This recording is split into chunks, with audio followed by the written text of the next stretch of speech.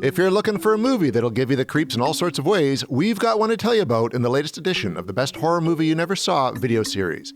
In this episode, we're going to dig into the 1988 psychological horror thriller Pin, which is both deeply inappropriate and creepy as hell.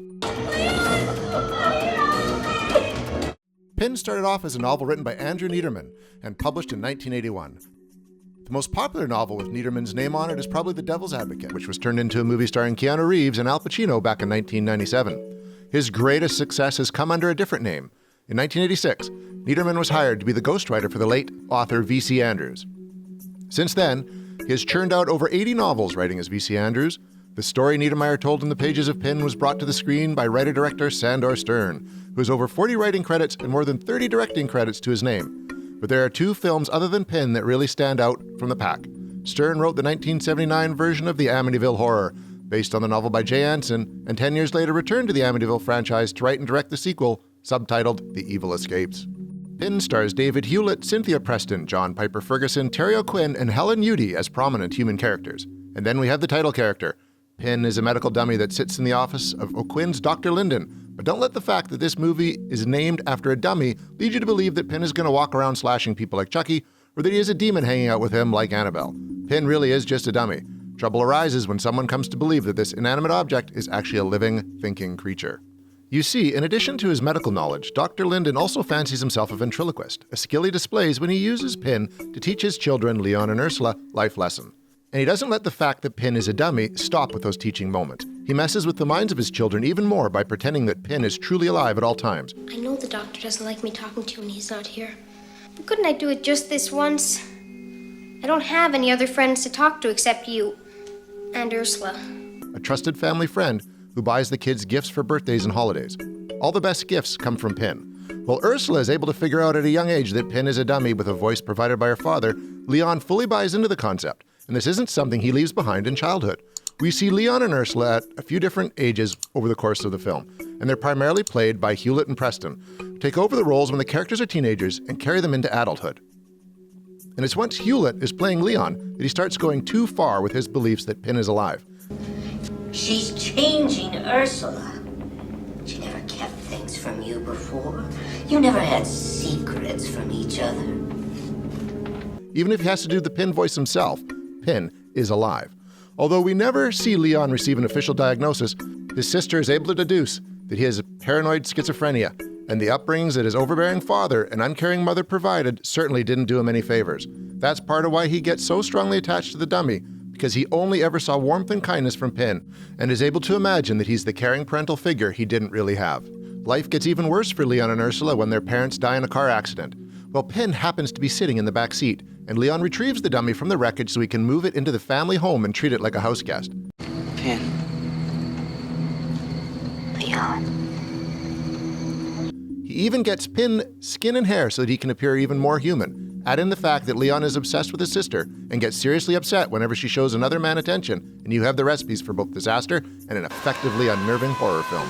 Stern wanted to turn Pin into a movie from the moment he read the novel, which was passed on to him by Niederman's agent. One reason why he was so drawn to the material stems from the fact that he had been a family doctor himself, until he was able to leave the profession behind in favor of a career in the entertainment industry. And he was fascinated by the schizophrenic patients he had to deal with. He thought the story of Leon and the medical dummy would make an interesting movie, but it took a few years before he could make it happen. He was able to get two separate producers to read the script, Pierre David and Renee Mallow, but the project didn't move forward with either of them. David had a deal with Universal, but when he brought Pin to them, the studio passed on it. A few years down the line, Stern got lucky when David and Mallow became producing partners, and once they realized they were both fans of the Pin script, they decided to make the movie together as a Canadian production. A budget of $3 million Canadian was secured, with $70,000 of that going toward making the Pin dummy. Pin was set up at New World Pictures with the stipulation that the cast needed to include at least one recognizable American actor so the film could get shown in the States. Stern had seen O'Quinn in The Stepfather and chose him to be the sole American in the cast. Hewlett, Preston, and Ferguson were basically starting out in their careers at the time, while Udy was already familiar with genre fans from movies like The Incubus, The Dead Zone, Night Flyers, and My Bloody Valentine, where she famously got a showerhead stuck through her skull. The fact that all five of those actors are still incredibly prolific to this day, each of them with credits nearing or in the triple digits, is an indication of just how well cast this was. I have a problem with it. I don't want it sitting at the table, and I don't want it wearing Father's clothes, and I don't want it sleeping in... You shut up! Although Pierre David had been backing Stern's intention to make Pin for years, by the time the film went into production, the producer was not happy when he decided to visit the set and check out the first week of dailies. That's when David and Stern realized they had different views of what the film should be. David had been expecting it to be more of a straightforward horror film, while Stern felt that the psychological thriller he had in mind was outside of the horror genre. This difference was most evident in the way that Stern and cinematographer Guy Dufault had been shooting the film, which wasn't dark enough for David's liking. What? Some scenes ended up being reshot to appease the producer, but that seems to be the biggest issue that arose during production, so Pin appears to have been a smooth ride overall. The real problem came when it was time to screen the finished film for a test audience. The screening started over an hour behind schedule, and the audience that had been waiting in the theater all that time decided to make a mockery of it. Stern asked New World to hold a second test screening, but the company was dealing with financial problems at the time and wouldn't pay to show the movie again. While Pin was still given a theatrical release in Canada, it was sent straight to video in the United States, despite the presence of O'Quinn in the cast. Once on home video, it seemed to fall into obscurity rather quickly. It has managed to develop a cult following over the years, with DVD releases giving it another chance to earn fans. Pin should have gotten a better release than it did in the 80s, and it definitely didn't deserve to have the test audience turn against it. But it's not a film that would have gone over well with moviegoers who are expecting gore and a body count. While it's undoubtedly a horror movie, you can see why Stern disagreed with the label and preferred to call it a thriller. This isn't a movie that's focused on bloodshed over jump scares. This is a movie that aims to get in your head, to unsettle you. At its core, it's basically a twist on Alfred Hitchcock and Robert Bloch's Psycho, Leon being the Norman Bates of the story, and Pin standing in for Norman's mother, just like Leon sees him as a substitute for his own parents. The film captures your attention by showing the stages of Leon's gradual mental breakdown. We see him as a child, having negative interactions with his parents. We see the event that gives him sexual hang-ups for the rest of his life. We watch as his obsession with Pin grows. Seeing how he was raised, it's easy to understand why he would have had a lot of issues, but his mental disorder causes him to take things even further than we can even understand. I wish Pin could come here and live with us. Father wouldn't let him. He's an office dummy. Don't you ever call him that! We begin to wonder just how far he'll slip into madness and what lengths he'll go in order to make sure that his sister will remain in the family home with him and Pin. Pin is an intriguing character study of a seriously troubled individual, and Stern had an equal interest in exploring both the thriller aspect and the idea that two people who are raised in the same household can turn out to be quite different from each other. He said he had always been fascinated by the fact that you can have siblings who have the same circumstances in their growth, yet go off in different paths. One of them will become a criminal and the other will become a lawyer, you know? He said, I was trying to establish the influence of the parents on the kids and the fact that each child receives it differently. Because of Stern's interest in showing Leon and Ursula's upbringing, Dr. Linden and his wife make it much further into the film than you might expect. By the time they have their accent, we have gained a sympathy for Leon that will never fully go away, since we know that his parents are largely responsible for how damaged he is. Hewlett is great as Leon, and Preston helps him carry the film by turning in a terrific performance of her own. Ursula is a bit odd as well, but she's also the character we're meant to side with during all of this. She knows that her brother is disturbed. She's hurt and frustrated to see how Leon acts towards Pin, but she loves her brother and wants him to be happy and content. It's a struggle for her to try to lead a normal life while also trying to pacify Leon. The acting, the cinematography by Dafoe, the music by Peter Manning Robinson, and the subject matter all work together to make sure that nearly every scene of this film is enveloped in an unnerving, haunting atmosphere. Pin himself is also unpleasant to look at, even though we never really join Leon in the belief that he's alive. He's just naturally creepy. It doesn't matter that he's inanimate, his creepiness is enhanced by the voice that Dr. Linden and Leon both used to speak for him. The vocal performance was actually done by Jonathan Banks, another prolific character actor, but you're not likely to think, hey, that's Mike from Breaking Bad, when you hear the Pin voice.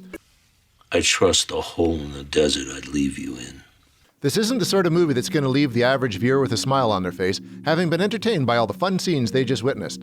The best scenes in Pin are the ones that cause psychological scars, the ones that will linger in your mind for a long time. Scenes of a father using a creepy voice to speak to his children through a dummy. A scene where the father performs an abortion on his own daughter and asks his son to watch the procedure. One where Leon decides to read some of his poetry out loud to Ursula and her boyfriend, and the poem he chooses is about a man who's thinking of raping his sister. The list goes on. The scene that may be the most traumatizing to viewers comes when a young Leon hides in his father's office and watches as a nurse uses Pin as a sex doll. Yes, folks, the dummy is anatomically correct. There are some great traditional thriller scenes in there as well, a moment in which Ursula and her boyfriend think they're having a private conversation about Leon's mental health, unaware that her brother is listening from the next room, not even noticing that his reflection is in the mirror right beside them. Is the sort of classic scene that increases the sense of dread. The dangerous person now knows that others are working against him. The Pin dummy also manages to be the center of some chilling moments, with one standout being the accident scene. where Dr. Leon and his wife are freaked out to see the dummy moving around in the back seat while the doctor is driving at an unsafe speed. They're in a hurry, and the doctor has just found out that Leon has been talking to the dummy as if it's alive. So they're in a heightened emotional state. Even though Pin is only moving because the motion of the car is knocking him around, it still gets to them. And the way they react to his movements makes the scene unsettling. As if Helen Udy didn't face enough troubles in her previous genre movies, she also gets scared by Pin when Leon sticks the dummy in a motorized wheelchair and uses it to chase her around the dark house. Pierre David was probably happy to see Stern put that scene in there, because that's as horror movie as it gets. In case you haven't realized it by now, Pin is jaw-droppingly strange, and Stern filled his film with scenes that were meant to make the viewer uncomfortable. You didn't give it enough time. You frightened him. All that shock value is packed into a captivating thriller that deserves to be a lot more popular than it is. Any genre fan who hasn't seen Pin yet, especially fans who are fond of horror films from the 1980s, are strongly encouraged to seek it out. This should get mentioned regularly as being among the better horror offerings of the 80s, but not enough people have seen it. At least, not yet. Pin didn't make any money, but the disappointment of the release didn't tarnish the film for Stern. He has said that working on it was the best filmmaking experience he ever had, and he wouldn't change anything about it. Hewlett is proud of it as well, calling it a creepy little movie that I starred in back when I was cool and thin and had so much hair I didn't know what color to dye it.